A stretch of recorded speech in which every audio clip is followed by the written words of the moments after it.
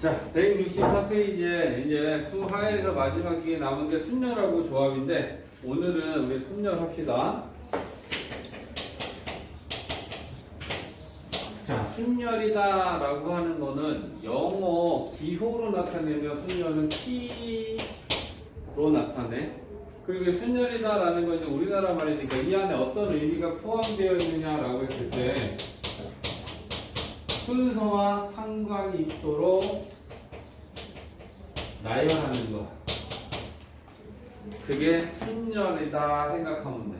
순서와 상관 있게 나열한다라는 거 일렬로 줄 세우는 거랑 같은 의미를 갖습니다. 알겠지? 그래서 예를 들면 이제 상황을 봐봐. A, B, C, D 네 사람이 있는데 이 네 사람을 우리가 순서대로 줄 세운다 생각해보자. 그러면 첫 번째, 두 번째, 세 번째, 네 번째 순서를 정해서 줄을 세울 거 아니야. 그러면 첫 번째 올 수 있는 사람의 경우에 쓰는 몇 명 중에 한 명이니? 4명 중에 한 명이지. 그러면 4명 중에 한 명 줄 세웠어.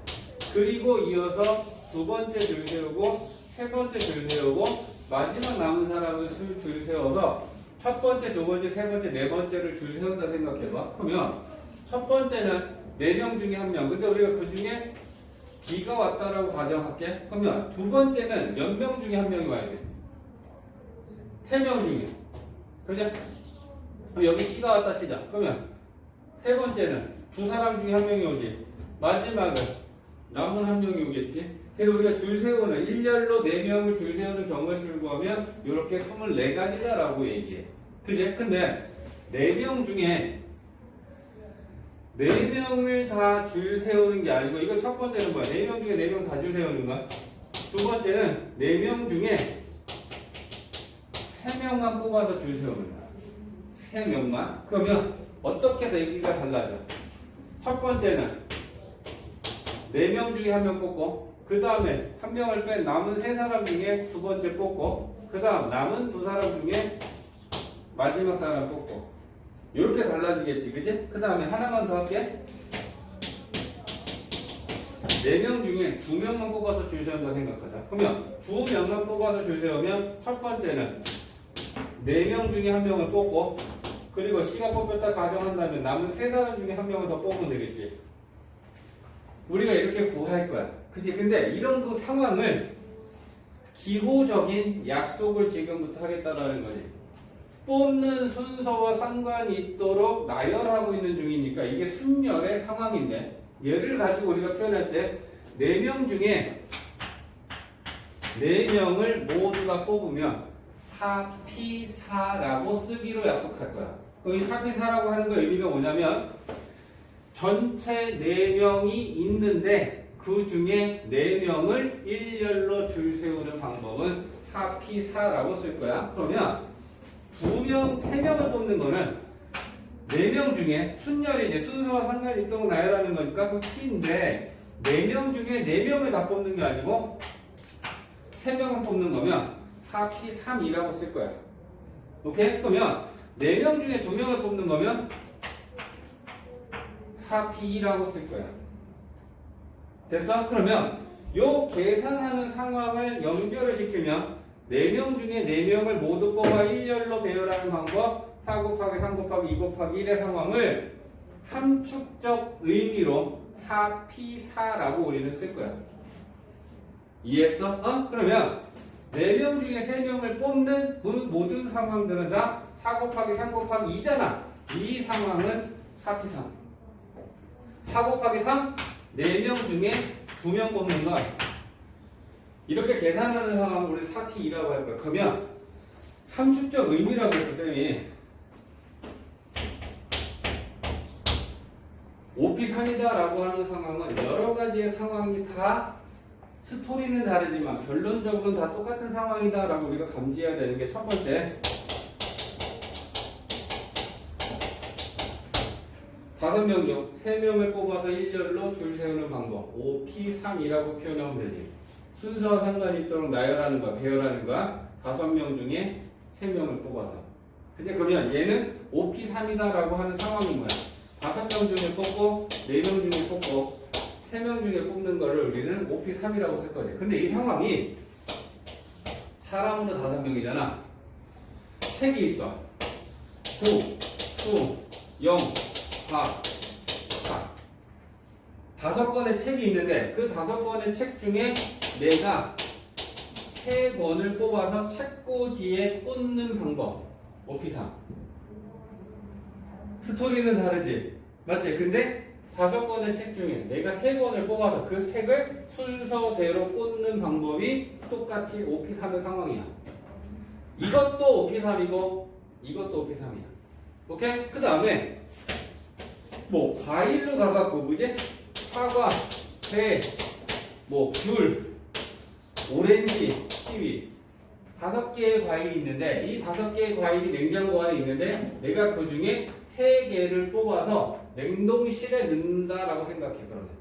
그러면 5개 중에 3개의 과일을 뽑아서 내가 냉동실에 첫 번째 칸, 두 번째 칸, 세 번째 칸에다 넣는다 생각하면 이것도 OP3이야. 이해하지? 우리가 이걸 기호로 나타내겠다는 건 뭐냐면 이 상황이나 스토리는 다르지만 결론적으로는 5개 중에 3개를 뽑아 줄 세우는 것, 5개 중에 3개를 뽑아 줄 세우는 것, 5개 중에 3개를 뽑아 줄 세우는 것. 이 모든 상황은 다 우리는 OP3이라고 퉁칠 수 있다는 거야. 이해되지? 어? 그래서 이제 순열의 상황이다라고 하는 걸 정리하면 NTR이라고 써. P면 순열이야. 순서와 상관이 있도록 나열을 하는 상황이라는 거고 N이 전체 개수, R이 뽑는 개수에 해당하지. 전체 5개 중에 3개 뽑는 거. 전체 4개 중에 3개 뽑는 거. 전체 4개 중에 2개 뽑는 거. 오케이? 그래서 요 N은 전체 개수고 R은 뽑는 개수인데 여기에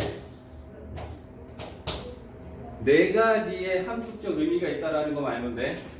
전체 N개 중에 R개를 뽑는데 순열이니까 순서와 상관이 있고 하지만 중복은 없이 같은 걸 또 뽑는 건 아니라는 거야. 한 번 뽑은 건 못 뽑는다는 거야.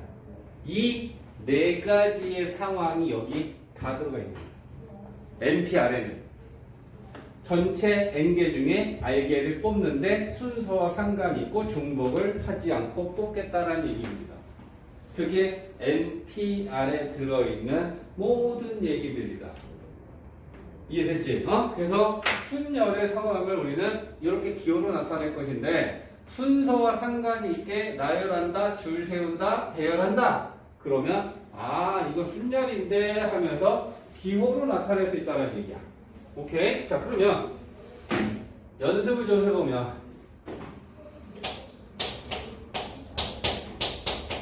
또 우리가 기호를 하나 정의해야 되는 게 나오네?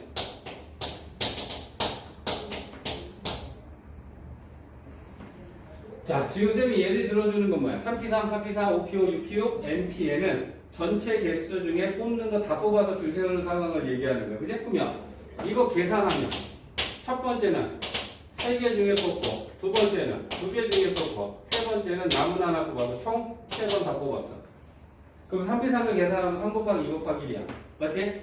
4P4를 계산하면 4개 중에 첫 번째 뽑고 남은 3개 중에 뽑고 2개 중에 뽑고 남은 하나 뽑으면 4개 다 뽑는 거지. 맞지?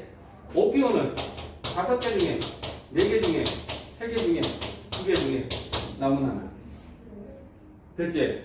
6P6은 6개 중에 뽑고 5개 중에 뽑고 4개 중에 뽑고 3개 중에 뽑고 2개 중에 뽑고 마지막은 남은 하나 뽑아.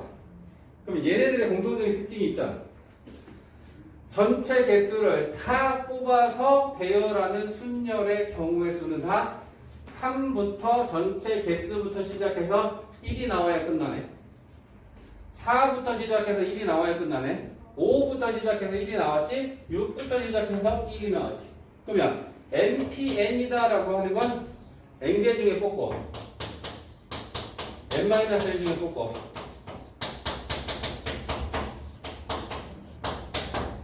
이런 상황이지.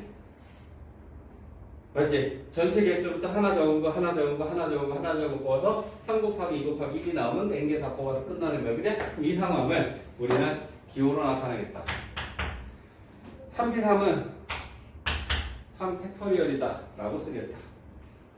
4p4는 4 팩토리얼, 5p5는 5 팩토리얼, 6p6은 6 팩토리얼, npn은 n 팩토리얼.